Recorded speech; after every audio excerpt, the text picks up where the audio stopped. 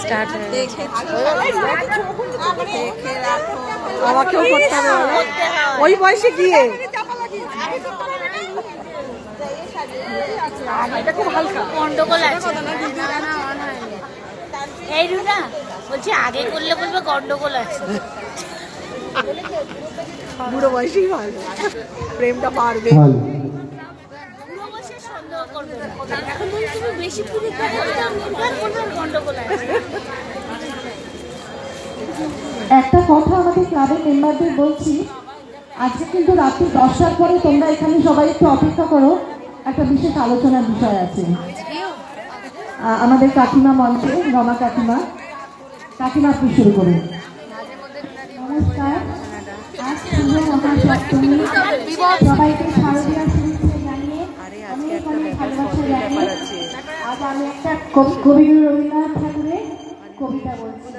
কবিতাটা পূজা সম্বন্ধে, পূজার সাজ।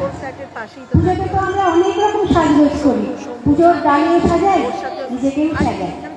সেই জন্য পুজোতে আমরা কিভাবে সাজি, নানান রকম শাড়ি, কাপড় টুপড়, আবার বৃদ্ধ বনিতে আমরা সাজগোজ করি, কিন্তু সেই সাজগোজের মধ্যে অনেক তফাৎ আছে। কবিগুরু রবীন্দ্রনাথ ঠাকুর তখনকার দিনে আর 150 বছর আগে কিরকম সাজগোজ ছিল, সেটাই এই কবিতার মধ্যে ফুটিয়ে তুলেছে। আসুন আমরা সেগুলোই এখন শুনি।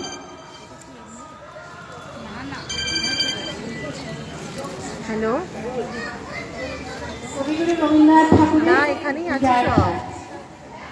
আশ্বিনের মাঝামাঝি উঠিল বাজি না বাজি, পূজার সময় এলো কাছে, আশা হবে না। ছুটাছুটি করে তার আনন্দে দুহাত নাচে। পিতা বসেছিল দাঁড়িয়ে, ভালো দাঁড়িয়ে, কি পোশাক আনিয়াছ কিনে? পিতা কহে আছে আছে তোদের মায়ের কাছে, দেখিতে পাইবে কি দেখিবে। সবুজ সহে না আর জন্মে বারবার, কহে মাগো ধরি তোর পায়ে, বাবা আমাদের তরে কি পোশাক এনেছে ঘরে, একবার দেনামা দেখায়। ব্যস্ত দেখি হাসিয়া মা, দুখানি ছিপের জামা দেখাইল করিয়া আলো। মধু কহে আর নেই, মা কোটে নাচে, আর এক জোড়া পুঁতি ও চালো। ছেলে কাপড় ধুলায় ফেলে কাঁদিয়া কহিল চাহি না মা, রায়বাবুদের গুপি পেয়েছে জরির টুপি, ফুল কাটা ছাটিনের জামা।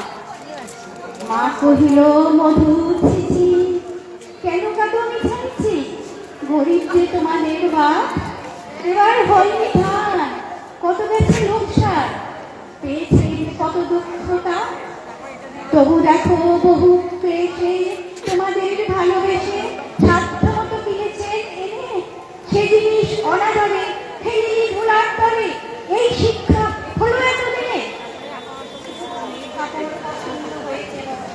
স্ট্যান্ডটা দিলে ওনার পক্ষে সুবিধা হতো, এইভাবে পারেন।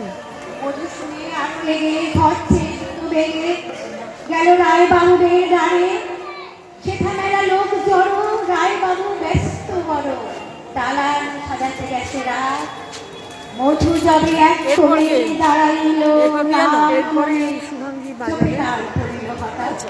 কাছে সেও বলে, কহে করুন স্বরে, তাই বাঁধতে বাঁধিয়া হিরে মধু হয়েছে কি, তোরে যে শুকনো দেখি তুমি মধু উঠিয়া কহিল আমার বাবা আনিয়াছে ঘরে, রায় মহাশয় ছেলেদের ডাকিয়া কয়, ওরে গুপি তোর জামা দে তুই মধুকে, গুপি সে জামা দে মধু করে যাই, হাসিয়ার ঘরে নাহি মুখে, বুক ফুলাইয়া চলে খাবারে ডাকিয়া